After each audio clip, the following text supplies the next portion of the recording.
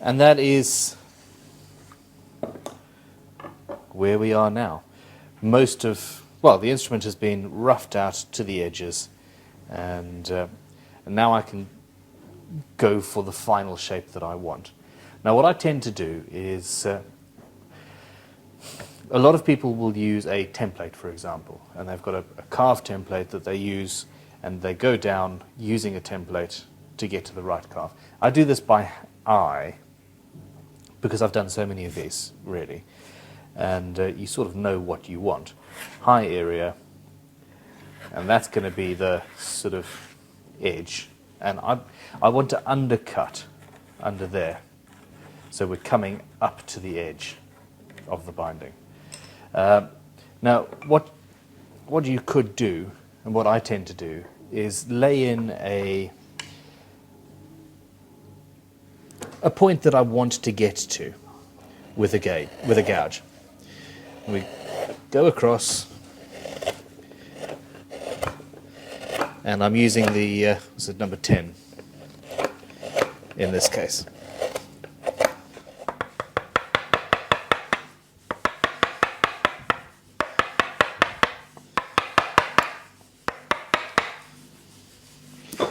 So we open it out, and then from our line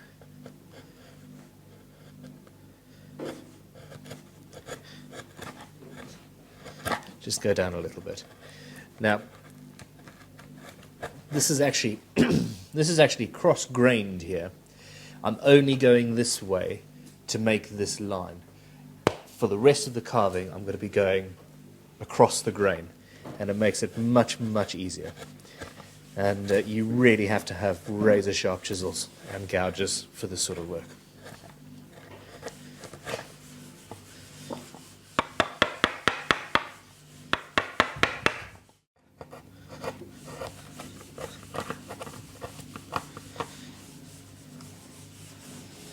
So I have two lines there, and basically I want to remove all the waste in between to make a nice straight thing, and I'll use my fingers to feel what's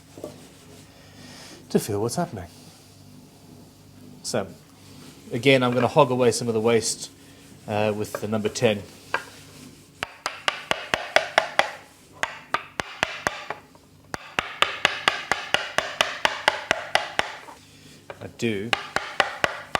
I need to stop.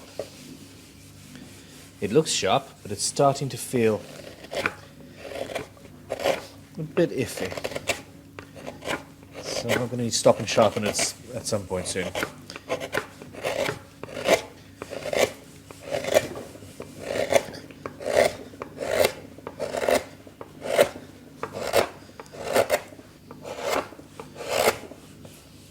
This is the fun bit.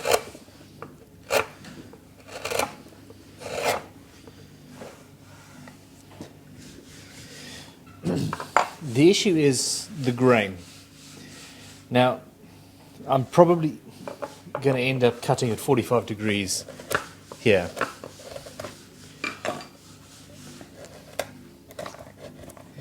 And you have to just feel what the wood is trying to do. And that's giving me some issues. And each instrument is different. Each bit of wood is different, and this is one of the reasons why I love working with wood.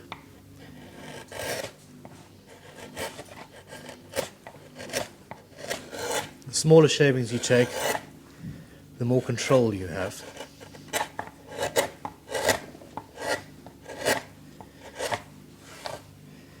And at this stage,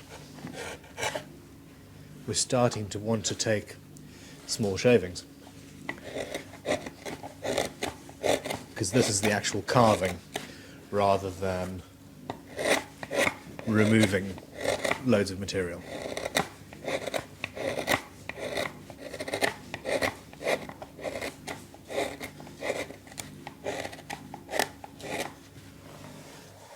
With that side done, because the guitar is clamped down, I'm going to move on, and this is more of a feel. As you can see, we've got the line there, and we want to just blend it in. And it really is a case of following and judging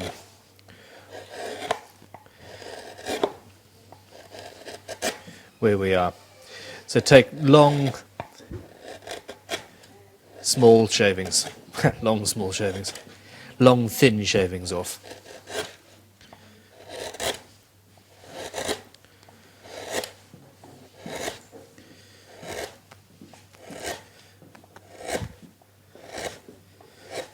So there we go, I've just taken the first layer off, starting from here to there, and then where the carve itself starts, we start removing more material.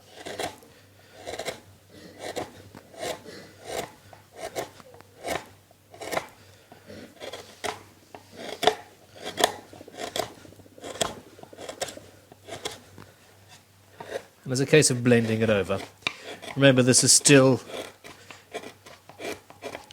just the rough carve.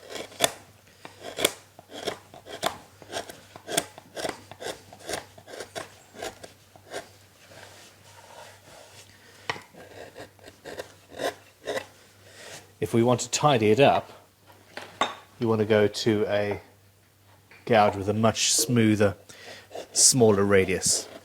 No, bigger radius. In fact, this one here has got a very, very flat radius and would do a lot of tidying up for us. But that's not the stage we're at right now.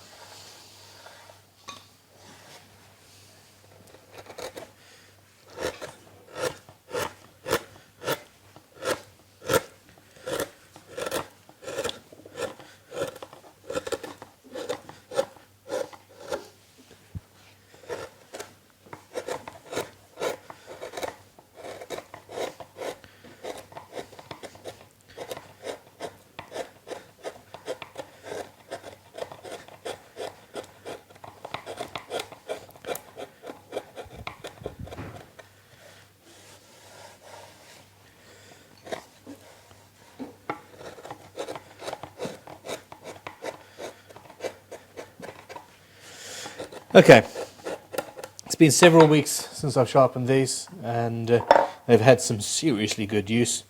I'm going to go away and sharpen these gouges before I do any more.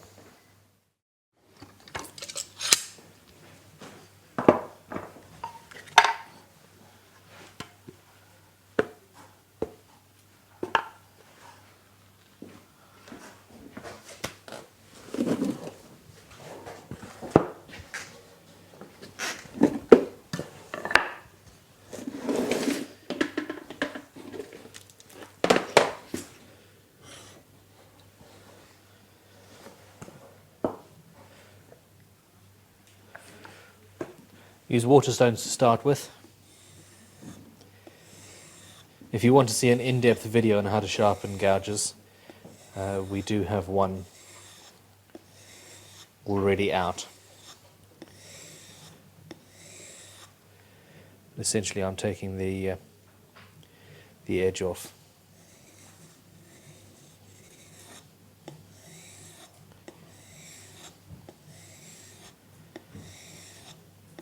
And this is only just not sharp, so I'm not having to go from really coarse grit. It's pulling a burr onto the inside bit. Now, true sharpness is defined by two mirror surfaces meeting at a point. Where they meet, it's sharp. Another option, well, slipstones are essential. Another option is one of these stones that has radii already in it, and they do actually match a fairly wide range of gouges.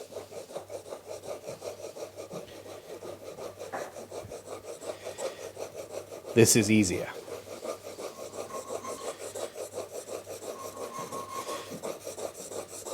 Check out yandles.co.uk for some of these. I think they do them.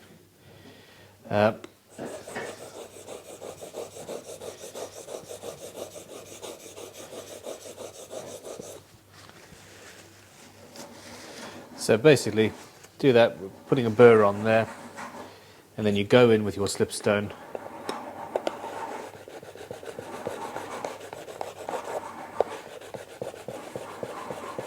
Just like that.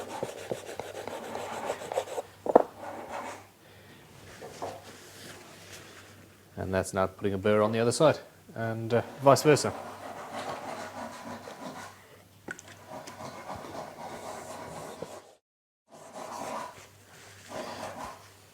And when you think you're done, it's time to move on to the next grade. This is my finest stone.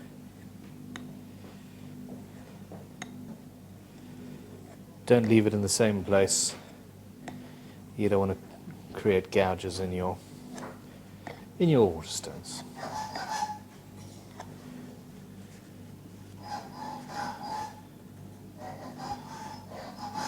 And this is a small, fine slipstone.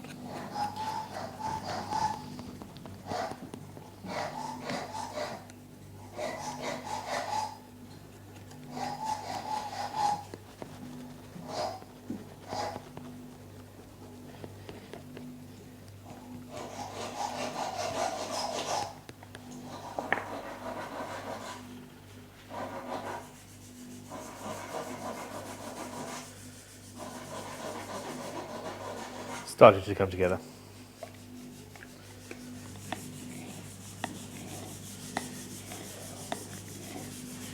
Once you're finished at this stage, then what you need to do is possibly move on to the strop. And that is a bit of leather with a polishing honing compound on it. But this doesn't do very well for the inside. I mean, you can work on the corner a little bit, but it's less than ideal.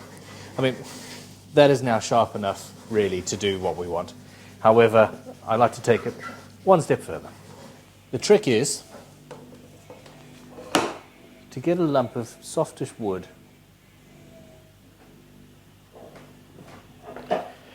and on one side,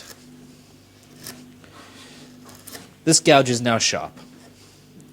It's just not completely sharp, if you know what I mean. So you want an internal radius on one side and an external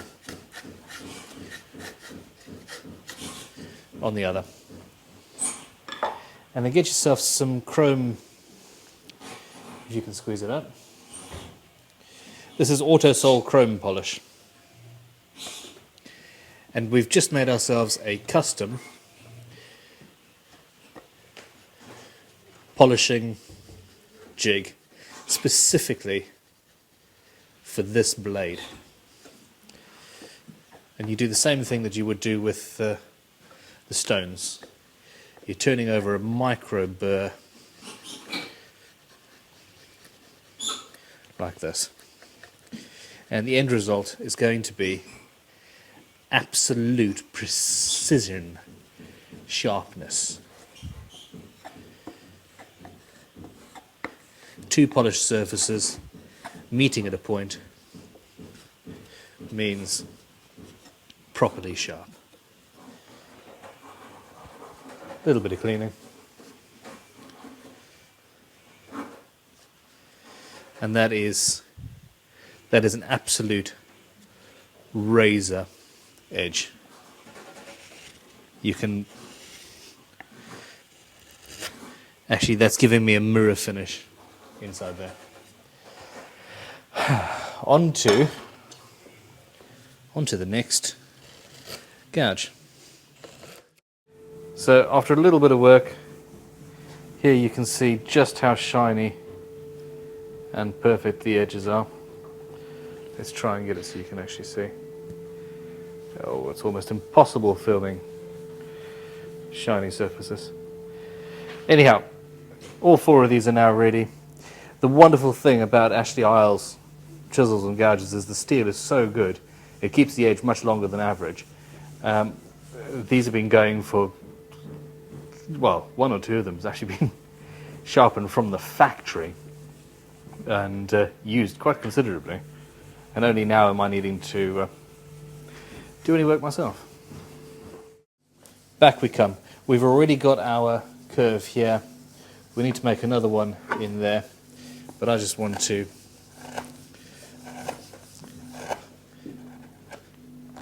play with the newly sharpened gouges. So you can see it's so much easier to do this with a properly sharp tool.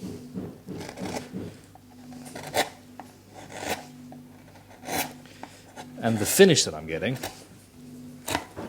oh, I'm taking too much there. And the finish I'm getting is sort of it's a mirror finish. I love working with brand new or newly sharpened tools. There's a few better feelings.